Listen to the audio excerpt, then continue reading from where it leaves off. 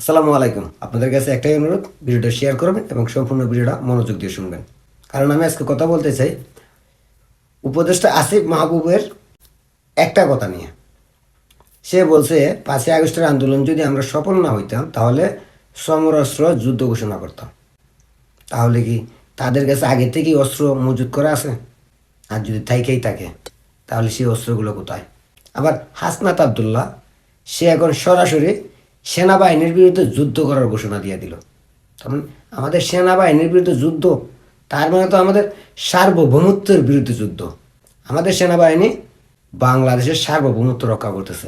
এখন এই হাসনাত আবদুল্লাহ কোন সাহসে, কোথায় থেকে এত সাহস পাইল যে সেনাবাহিনীর বিরুদ্ধে সে যুদ্ধের ডাক দেয়, সেনাবাহিনীকে হুমকি দেয় যে আপনারা ব্যারাকে ফিরে যান, না হলে ভালো হবে না?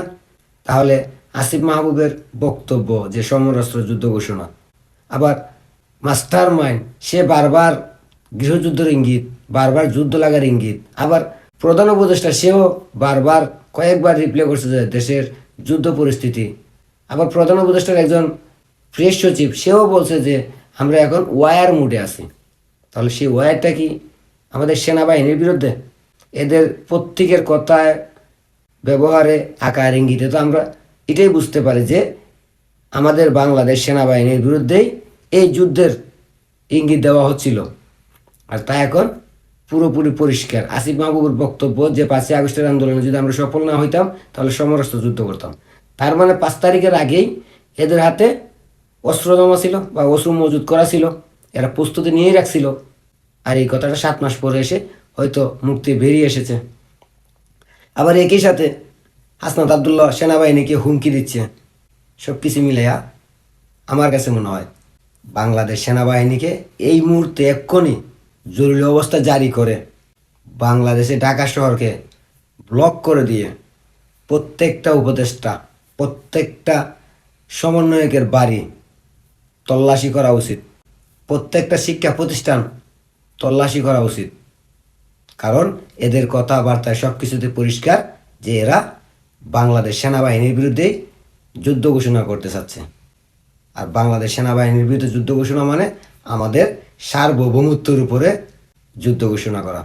এই দেশে থেকে, এই দেশের খেয়ে, এই দেশের সেনাবাহিনীর বিরুদ্ধে যুদ্ধের ডাক দেওয়া, হুমকি দেওয়া সেনাবাহিনীকে, এটা কখনোই বাংলার জনগণ মেনে নেবে না। তাই আপনাদের কাছে অনুরোধ, ভিডিও শেয়ার করবেন যাতে বাংলাদেশ সেনাবাহিনীর নজরে আসে আর ওনারা এই মুহূর্ত থেকে জরুরি অবস্থা জারি করে প্রত্যেকটা উপদেষ্টা, প্রত্যেকটা সমন্বয়কের বাড়িঘর তল্লাশি করে 5ই আগস্টের পর যে থানা থেকে লুট হওয়া অস্ত্রগুলো এবং এদের কথায় যে অস্ত্রগুলো বোঝা যায় ওগুলো উদ্ধার করা হোক। না হলে আমাদের দেশে গৃহযুদ্ধ লাগবে, আর এই যুদ্ধতে আমাদের বাংলাদেশের অস্তিত্ব বিলীন হয়ে যেতে পারে। আর বাকিটা আপনারাই ভালো বুঝেন। আর আপনাদের কাছে অনুরোধ, বাংলাদেশ সেনাবাহিনীর পাশে দাঁড়ান। কারণ বাংলাদেশ সেনাবাহিনী আমাদের দেশকে রক্ষা করার ক্ষমতা রাখে। এইসব হাসনাত, সার্জিস, নাহিদ ইসলাম, আসিফ ভুইয়ার মতো মির্জাফররা পারবে না।